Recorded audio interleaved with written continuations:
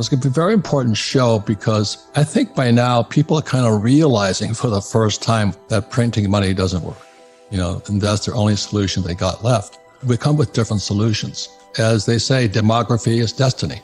So when you watch what the demographics are doing, you can almost predict the future. It's what's happening with the people is the future. And we're now in a triple bubble. We have a real estate bubble, stock market bubble, and bond bubble. I think people are finally waking up that something might be wrong. $300 trillion, give or take, disappears in financial assets and doesn't come back for a long time.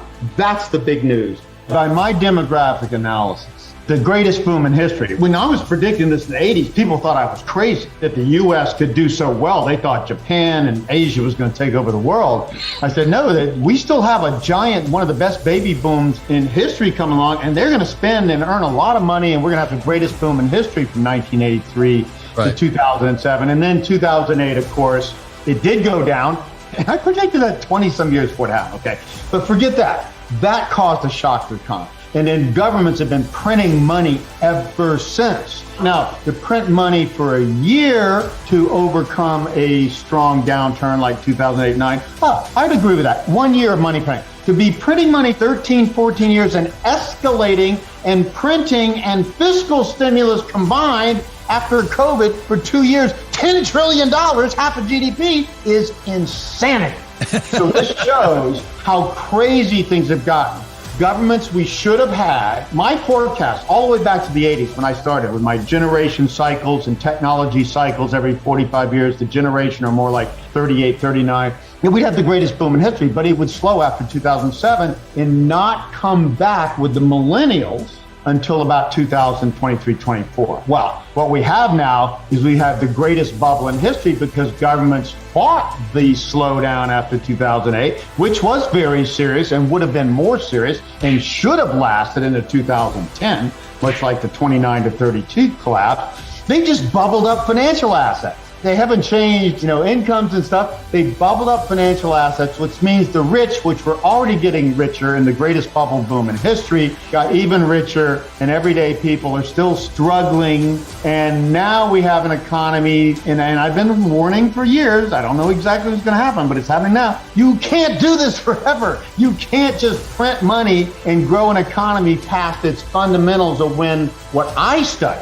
better than I think anybody in the world. When do people earn and spend money over their life cycle? What's the life cycle of people, and how do generations, particularly the largest in history, at least the largest in 250 years, the baby boom generation, affect that boom and bust? And we are still in the bust wait of the baby boom's peak into 2023-24 before we can grow through natural causes. And I see that this government printing scheme is now failing, despite printing more and more, failing anyway, because you can't do this forever, and it's going to collapse, which is just in time for us to balance out the economy so we can grow again with the millennial generation from 2024 forward. So I'm happy to see this collapse. I'm happy to see a downturn, damn it. We should have had a bigger one in 2008, 9, and 10 and got rid of most of this bad debt. Now we have more bad debt than ever. We're going to get rid of it in the next few years. It's going to be painful. So you and I agree on the causes and symptoms and what's happening.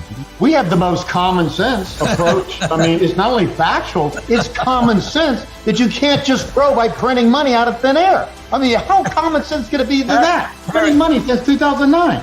This is insanity. You know what? Who are the most insane people in the world? People who get high, okay? It doesn't matter whether it's heroin or crack or alcohol. People get high and then they do stupid stuff because their brain stops working. The whole world is high on nonstop stimulus since 2009, and this will not end well. You weren't around from late 29 to 42 when it went down lower and lower and did not get back to even until 1953, 25 years later. That's called smoking crack. We're bouncing out of that. It's not that strong a bounce, by the way. I don't think it's going to last past this month if it has not already peaked. The proof of my concept, and I think Robert's here, obviously, if we see another wave down, which would be the logical thing, forget everything we're saying. If I'm just looking as a stock chartist, we had this first crash, a tepid bounce, and we have another one of the same magnitude. We're going to see 73.50 on the NASDAQ, down more than 50% by late this year, early next year. And then people are going to know something is really wrong. And that's for the baby boomers, because we were the boom generation. 1974, the government passed ERISA, which became the 401k, which is the biggest Ponzi scheme I ever saw. And now they're pulling the rug out from all the baby boomers. So the baby boomers are toast. So they were the boom. Now they're the bust. How come people don't know this? What blocks them from knowing? You believe what you want to believe because you want to believe it. The baby boom did cause, and I was the first one to say it, and it took me to the mid-'80s. I didn't get it in 1982 fully. This generation is going to go into their peak spending cycle all the way into 2007, greatest boom in history, going to make the 50s and 60s Bob Hope generation look like nothing, but then it's going to crash. Okay. So that's the problem now. It did crash, and the bigger problem is government said, well, we're not going to let it crash. And I'm like, who the hell are you? A bunch of politicians that never did anything for a living, most of you, and say, oh, we're just not going to let the economy do what the economy will do to correct an imbalance of overinvestment in bubbles and financial assets and bring them down to normal so we can grow again. They're fighting. And I said the biggest crash was coming. It's here now. And they're still fighting it, and it's still going to happen anyway. It's going to get worse than people think, even now when it's finally starting to go down despite. Why do they believe these guys like Jim Cramer? Whatever Cramer predicts, you go short. He's a smart idiot. He just entertained. He has nothing to do with the truth. All I do is research what happens in history, what causes things and what doesn't, and that's the truth. You do not get a bubble like this. There has been no bubble anytime in all of history that has not burst badly and rapidly when it does, and it's already started.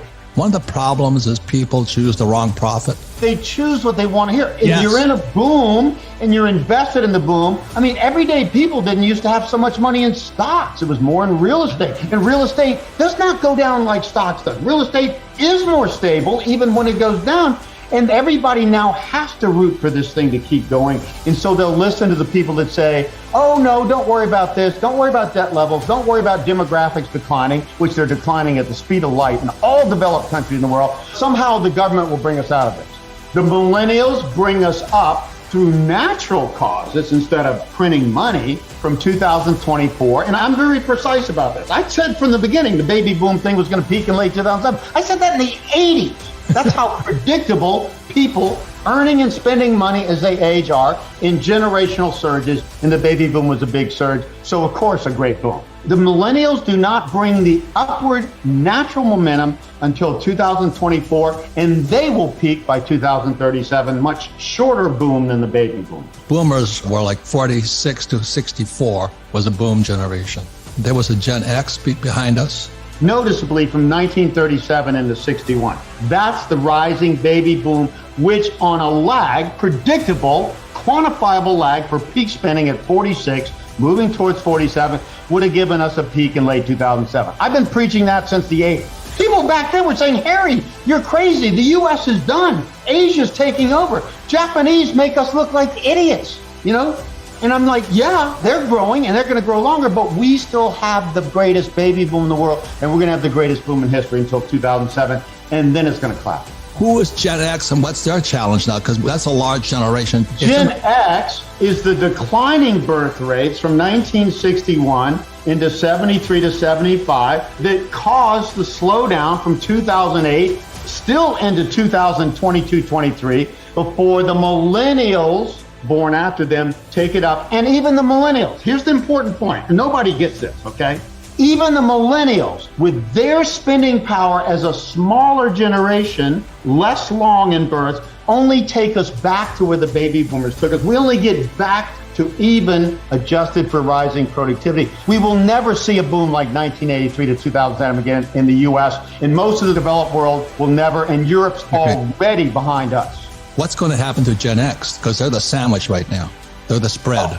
Well, they're causing the slowdown, but they kind of benefit because when asset prices go down eventually, which they are yet, when they do finally crash, they're going to be able to invest at more reasonable prices again and be able to invest for retirement. I tell you, anybody right now in the markets, whether it be bond markets at the lowest interest rates ever, long term, or stock markets, the highest valuation. If you invest today, even with no predictions of up and down economy, you're likely to make a couple % a year for the rest of your life. You're not going to be able to retire profitably until the markets come down to reality and you can invest at fair asset prices again.